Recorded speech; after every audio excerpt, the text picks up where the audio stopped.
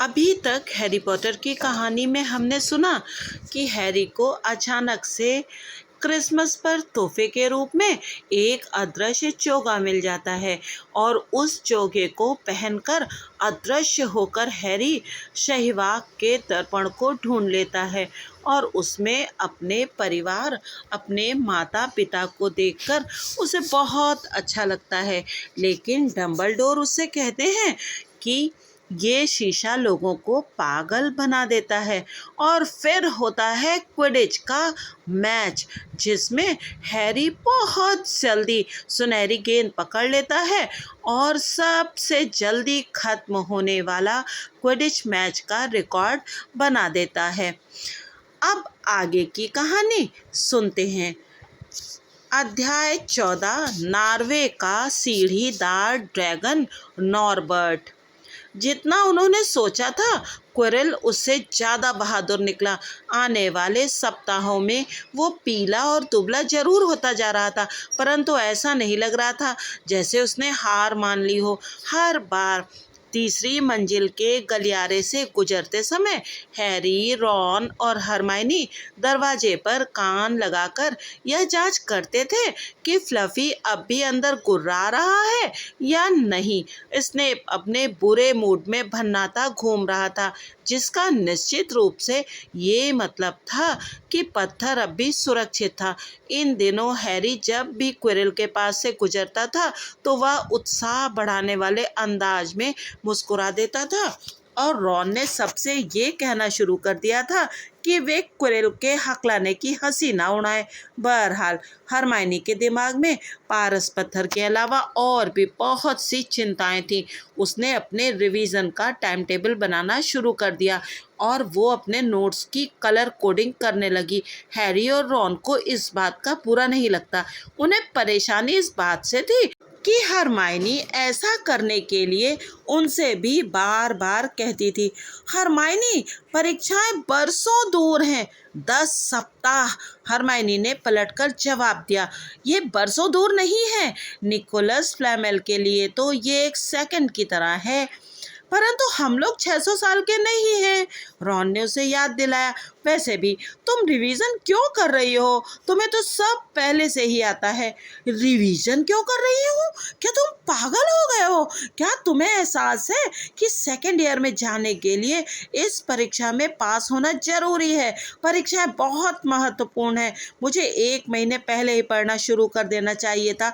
न जाने मुझे क्या हो गया था। दुर्भाग्य से टीचर्स भी हरमाइनी की तरह ही सोच रहे थे।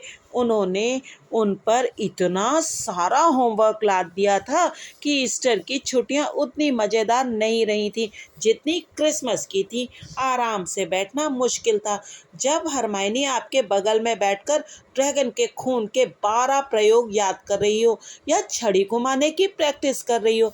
गहरी सांस छोड़ते हुए तथा उबासी लेते हुए हैरी और रॉन ने अपना ज़्यादातर खाली समय उसके साथ लाइब्रेरी में बिताया और ढेर सारा होमवर्क करने की कोशिश की। मुझसे ये कभी नहीं होगा। एक दोपहर रॉन अचानक अपनी कलम फेंकते हुए बोला और हसरत भरी निगाह से लाइब्रेरी की खिड़की के बाहर देखने लगा। महीनों बाद मौसम इतना सुहावना था। आसमान साफ और मुझे मत भूलना जैसा नीला था तथा हवा गर्मी के आने का संकेत दे रही थी। हैरी 1000 जड़ी बूटियां और फफूंदियां में जिटानी ढूंढ रहा था और उसने तब तक ऊपर नहीं देखा जब तक रॉन ये नहीं बोला, हैग्रिड, तुम लाइब्रेरी में क्या कर रहे हो? हैग्रिड सामने आया। उसने अपनी पीठ के पीछे कुछ छुपा रखा था। वह छछूंदर की खाल के ओवरकोट में गलत जगह पर दिख रहा था।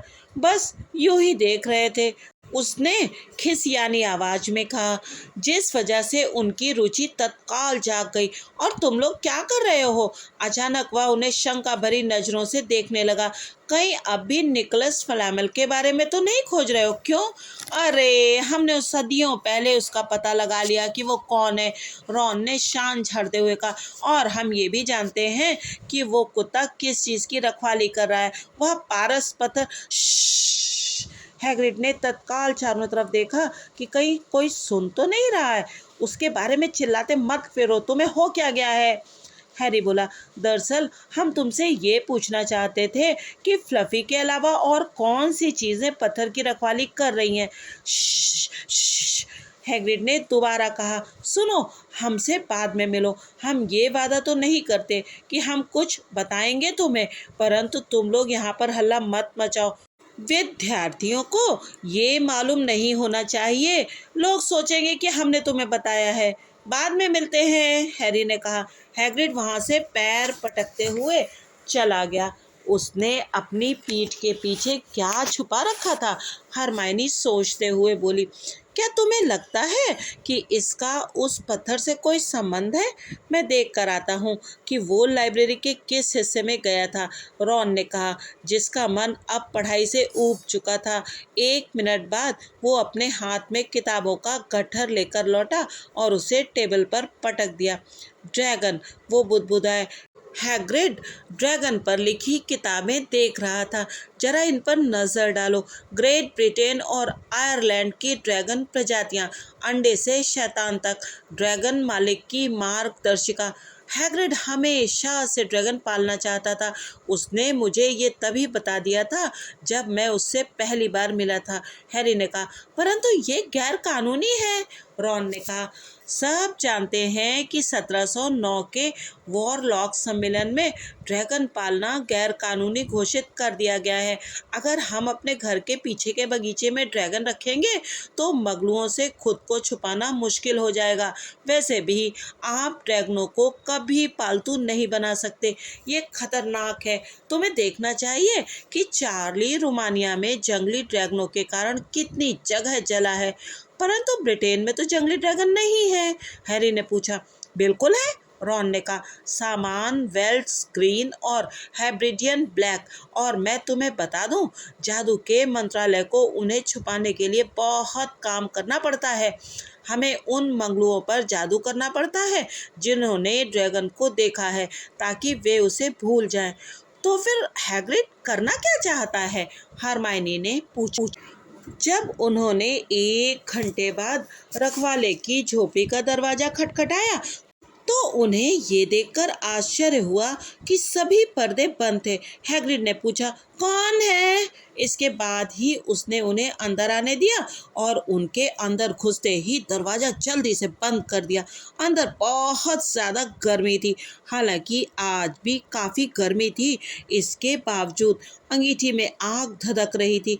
हैग्रिड ने उनके लिए चाय बनाई और उन्हें सैंडविच दिए, जिन्हें लेने से उन्होंने मना कर दिया। तो तुम हमसे कुछ पूछना चाहते थे? हाँ, हैरी ने कहा। घुमा फिराकर पूछने से कोई फ़ायदा नहीं। हम सोच रहे थे कि क्या तुम हमें बता सकते हो कि फ्लफी के अलावा पारस पत्थर की रक्षा और कौन कर रहा है? हैग्रिड ने उसकी तरफ घूर कर देखा। बिल्कुल नहीं, हम नहीं बता सकते, उसने कहा। पहली बात तो ये है कि हम खुद ही नहीं जानते। दूसरी बात, तुम लोग पहले ही बहुत कुछ जान चुके हो, इसलिए अगर हम बता भी सकते तो भी तुम्हें कुछ नहीं बताते। वो पत्थर यहाँ पर एक बहुत अच्छे कारण से है। उसे ग्रीन गॉड से लगभग चुरा लिया गया था। हमें लगता है कि तुमने पहले ही अंदाज़ा लगा लिया होगा। वैसे हम ये नहीं समझ पा रहे हैं कि तुम्हें फ्लफी के बारे में कैसे पता चला। है ग्रेट, रहने भी दो, तुम हमें बताना ही नहीं चाहते, वरना तुम तो हर बात जानते हो। यहाँ जो होता है उसके बारे में तुम्हें सब पता रहता है, हरमाइनी ने चापलूसी भरी भावुक आवाज में कहा। हैग्रिड की दाढ़ी हिली और वे समझ गए कि वो मुस्कुरा रहा था।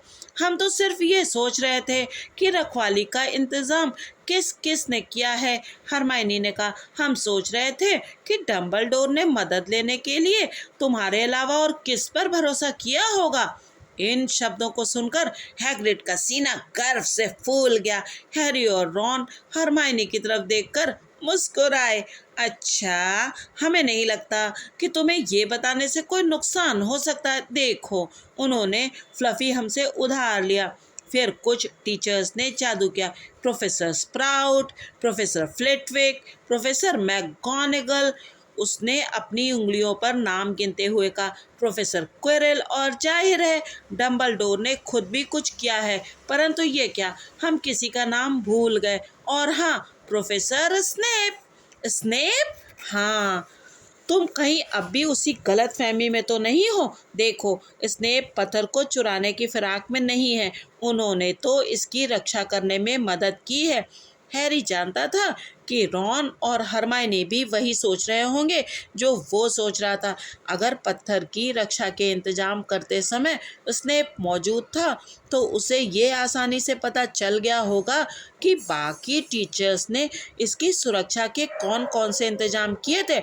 शायद वो हर चीज जानता था सिवाय क्विरल के मंत्र और फ्लफी को पार करने के तरीके को छोड़कर।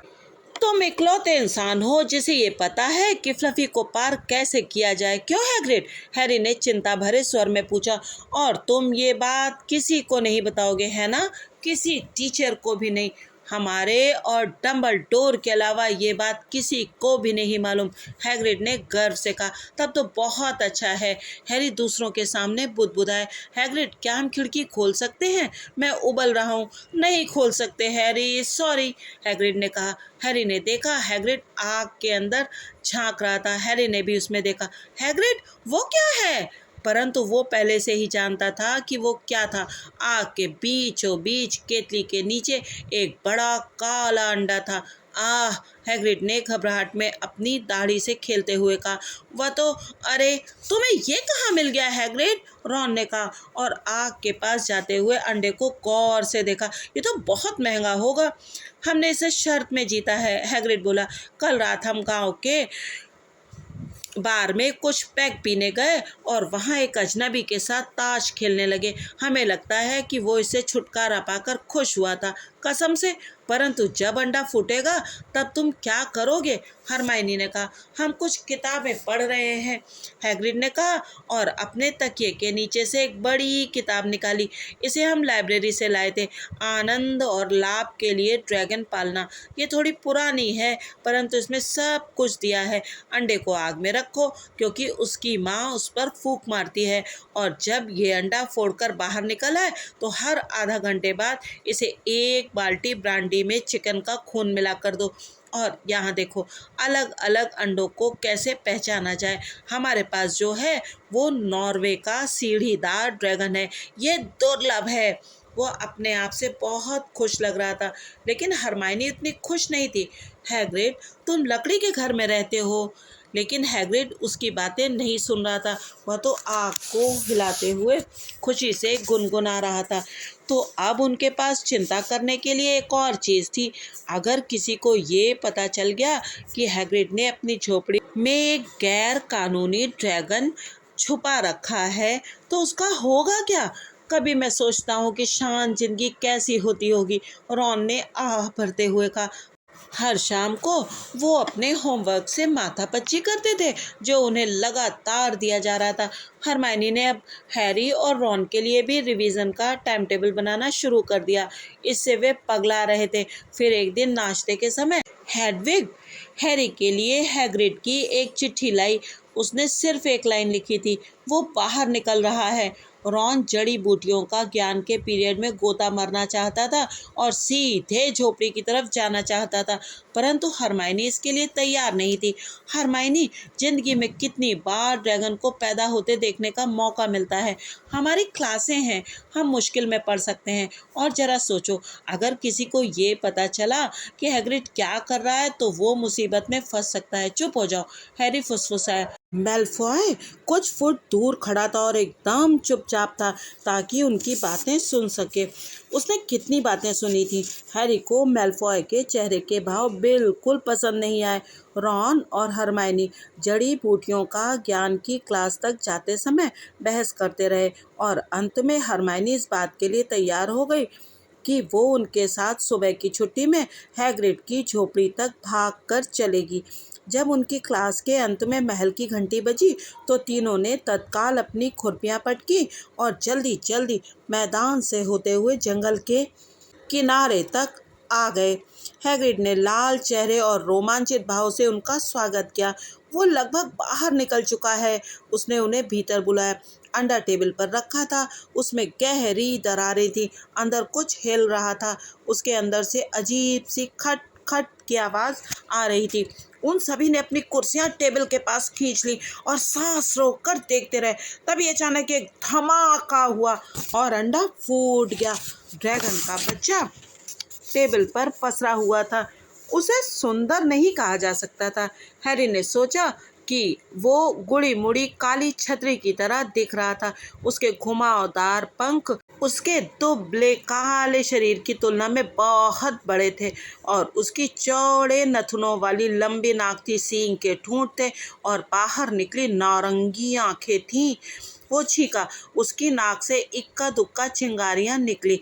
कितना सुंदर है, हैग्रिड बुदबुदाया। उसने ड्रैगन का सिर सहलाने के लिए अपना हाथ आगे बढ़ाया। ड्रैगन ने उसकी उंगलियों पर वार किया और अपने नुकीले दांत दिखाए। देखो तो सही, ये अपनी मम्मी को पहचानता है, हैग्रिड ने कहा। हैग्रिड, हरमाइनी बोली, नॉर्वे का सीढ़ीदार ड्रैगन कितनी तेजी से बढ़ता है। हैग्रिड जवाब देने ही वाला था कि तभी उसके चेहरे का रंग उड़ गया। वो उछलकर खड़ा हुआ और खिड़की की तरफ लपका। क्या बात है? पर्दे की दरार में से कोई देख रहा था। एक बच्चा था, वो स्कूल की तरफ वापस भाग रहा है। हैरी ने लपक कर दरवाजा खोला और बाहर देखा।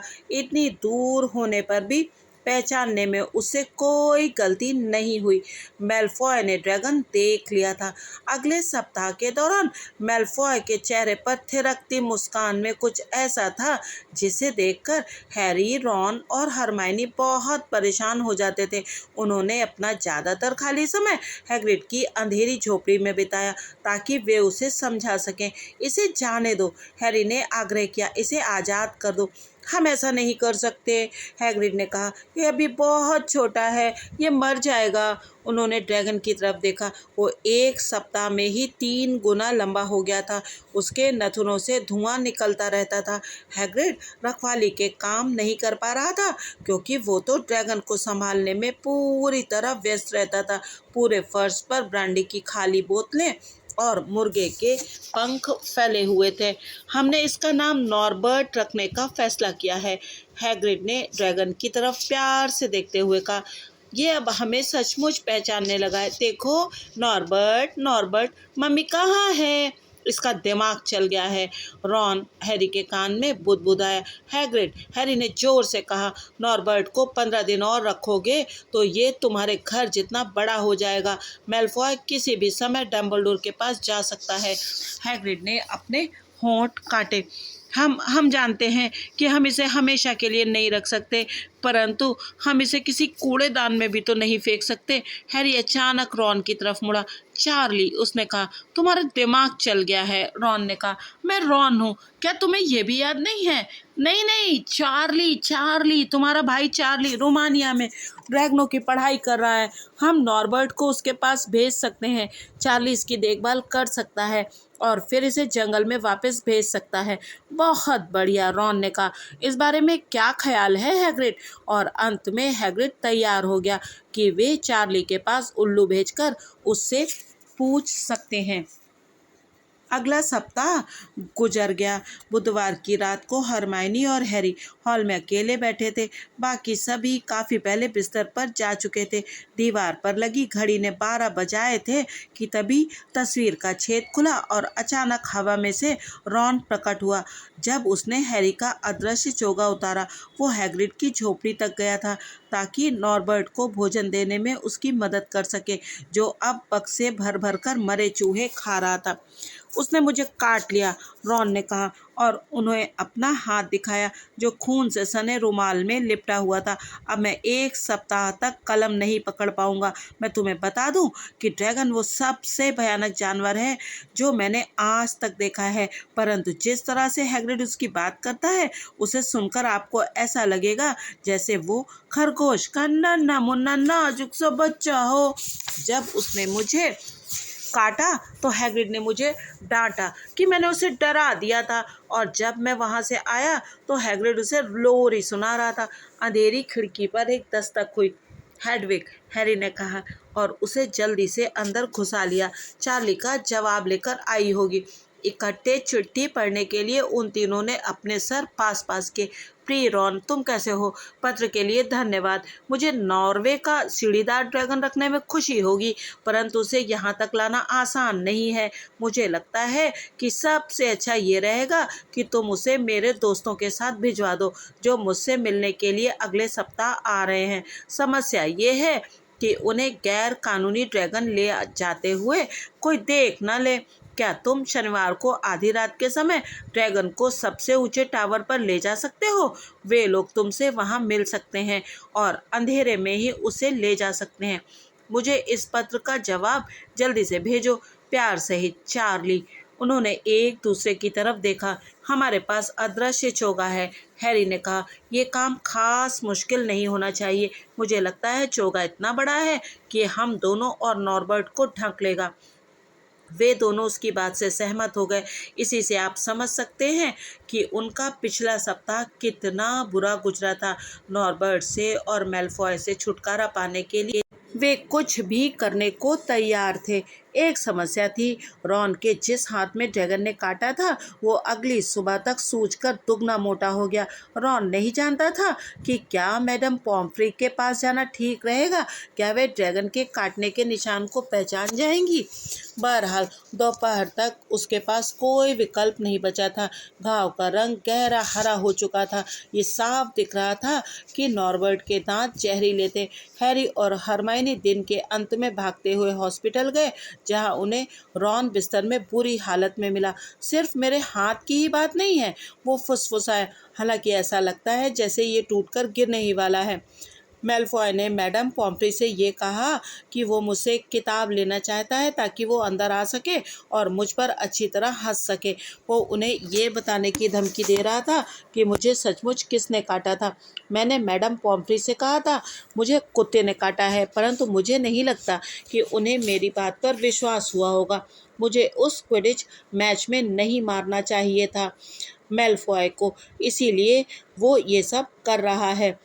हैरी और हरमाइनी ने रॉन को शांत करने की कोशिश की। शनिवार को आधी रात को सब कुछ ठीक हो जाएगा, हरमाइनी ने कहा, परंतु इससे रॉन को जरा भी तसल्ली नहीं हुई। इसके बजाय वो सीधे होकर बैठ गया और पसीना पसीना हो गया। शनिवार को आधी रात को, उसने फटी आवाज में कहा। अरे नहीं, मुझे अभी अभी याद आया, चार्ली की चिट्ठी उसी किताब में थी जो मेलफॉय ले गया है। उसे पता चल जाएगा कि हम नॉर्बर्ट से पीछा छुड़ा रहे हैं।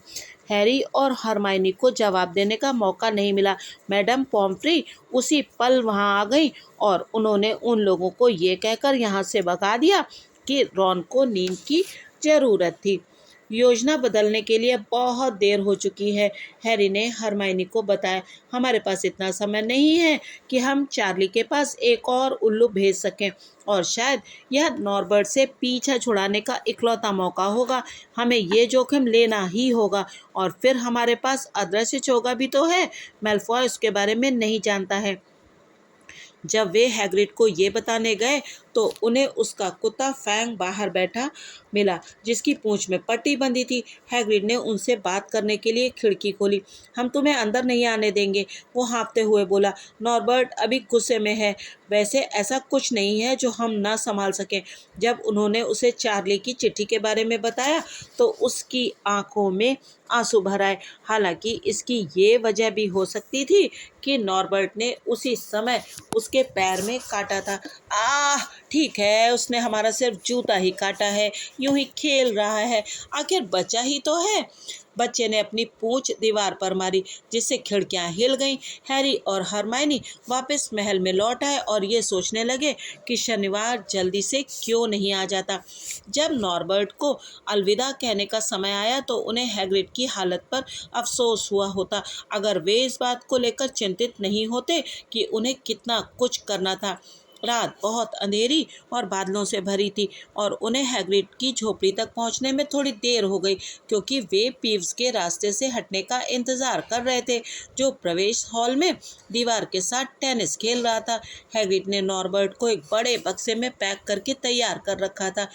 उसके सफ़र के लिए हमने बहुत से चूहे और ब्रांडी रख दी है, हैग्रिड ने रूंधे गले से कहा। और हमने उसका टेडी बियर भी रख दिया है ताकि वो अकेलापन महसूस ना करे।